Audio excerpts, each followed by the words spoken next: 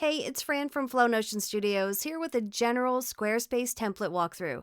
Today we're going to be walking through the Beachy Vibes template, but this will work for any Squarespace template using Squarespace 7.1 Fluid Engine as of 2024. Let's get started. We're here at the config page. We're going to start looking at pages. This page doesn't have a lot of pages, so it'll be easy to walk through. Under your main navigation are the pages that you would like to see listed up here in the navigation bar. Under Not Linked are pages that are still accessible to the public if they have the link or if you have another link to it on the page, but it's not in the navigation. If you want to change that, it's super easy. You just drag and drop, and you'll see it up here, and vice versa. Super simple. There's system pages here and website tools. We'll get into that in a little bit. For now, we're going to go up to site styles. They've done some changes here recently, so it's set up a little differently than it was not that long ago. Now you can pick pre-made themes of font and color palette and button combinations. It's pretty cool. I can't wait to play around with that in other templates. If you don't want to use a pre-made theme, you can customize each thing individually. So your fonts are here. There's different font combinations. You can hit customize. This is the font pack we're using here. You can change the heading font, the paragraph font, miscellaneous. So you can customize this font pack and combination as well. You can change your colors. They've got recommended color palettes, or you can customize.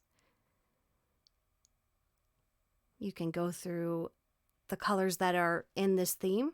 You can edit palette. There's several ways to edit your palette here. You can do it manually, one by one. You can use a preset. There's plenty of them here. You can choose an image, and it will show you colors from that image that you can pick to add to your palette. And here you've got monochrome, complementary, analogous too.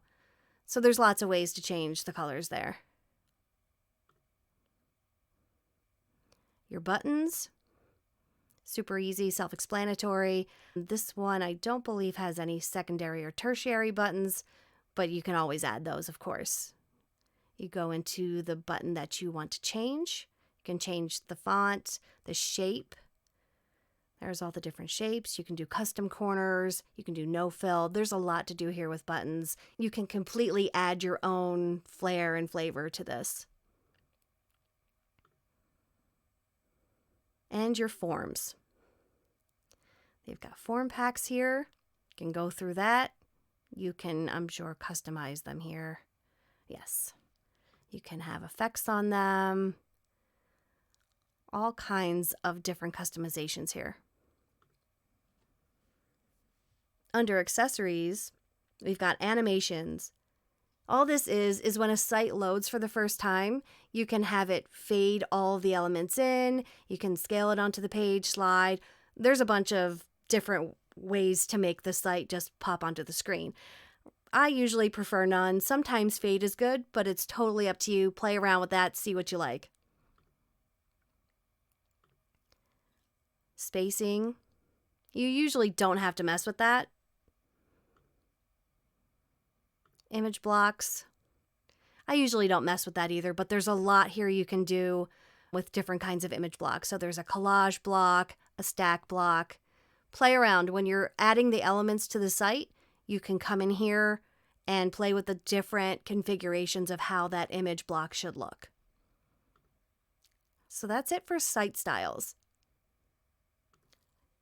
Now we're back to the main page, and we're in edit mode. And you can tell because it'll say save or exit. When you exit, you'll see the main configuration here. So you want to hit edit to go back to the page that you're editing. Once you're in here, you can edit the site header. Each part of the site header you can edit individually. So the site title, you can add your logo here. You can edit your social links, and you can just add them here, and it'll pop up. The design of them, whether you want a border, the size. You can just kind of click out of it when you're done. You can add sections. Here they've got some pre-designed sections, or you can add a blank section. If you've previously saved any of your sections, they'll be here as well. Just click on that. And I've got some saved sections already. But you've got a contact section, products, services, lots of things here. If you want to see the grid on a Mac, it's Command G. I believe on Windows, it's Control G. And you just toggle that when you want to turn it off. You can control how the grid looks from here. You've got more granularity here and alignment. You can add dividers. These are pretty cool. I'll show what that looks like here. You can have different styles to your dividers. Turn that off. We're just going to undo those things. Go to your background. Here we have an image, and we have an image effect on this one. You don't have to have one. You can select none. This is a parallax, so it scrolls up. But there's a few images here you can, or a few effects that you can use here. You can put video in the background instead. You can put art in the color of your theme. Lots of options here. You can change the focal point of the image. So if I move that here, it'll shift everything. You get the idea. You can do inset or full bleed, and you can control the opacity here as well. If you didn't want a background, you can also just choose straight colors. These will be the colors of your theme. You can edit them here with the little pencil. And that'll take you back to Site Styles to edit them here. We'll click out of the Site Styles. Okay, and we're back into the section edit. You can just click on images here. If you double click, it will take you to the settings. This one we have in the shape of a circle, but you can change that to any shape that's listed here. You can change the color, blend mode. You can put a stroke around it, which this one does have. You can stretch the photo. And again, you can move along to the grid. So if I wanted to move this circle here, I could. You can just snap it back into place. The text, same thing. Snap it back into place. If you want to edit the text in these blocks, you could just double click in here. You can change the background color. You can come in here, change the font style, which is also in Site Styles. So if you want to change how paragraph 2, for example, what font that is, what size, the spacing, you can do that in the Site Styles under the fonts section. You can bold things, all the normal formatting for text that you find in virtually every other program, you can find it here. As far as the images here, I've used stock images. You can use images from your own library. You can buy stock images. You can use free public domain images. If you go here to hit replace, you'll see the options here. Upload, select from your library in Squarespace. At first, you're not going to have much in there. As you add images, they'll add to your library. So you can just reuse them on different pages if you like. You don't have to go ahead and search them again. But here we go. We'll just search for beachy. And here you can see it's coming up with, obviously, beach images. It's powered by Unsplash. You can also go to their website and search for photos there. They have a premium images section. This is powered by Getty. Lots of options here for photos. You can also attach a link to the photos just by clicking here. You can do an internal link or an external link.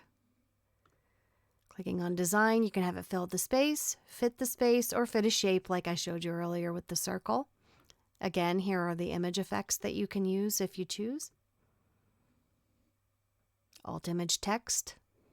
Here are some images that are included with this template. Depending on which template you purchase, there may be additional graphics that come with it, and that will either be given to you via a Dropbox link or a Canva template. It depends on the Squarespace template that you buy.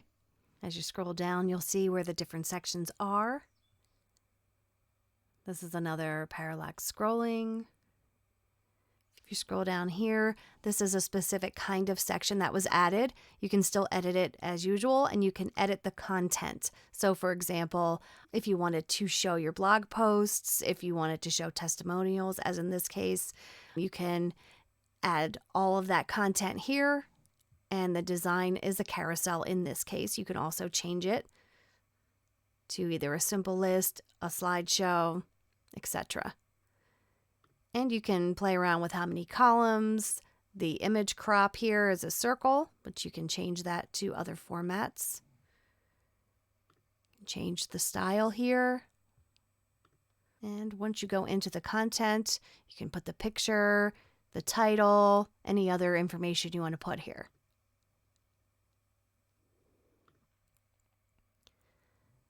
Here's another example of a pre-made section that you would have to go in and edit the content.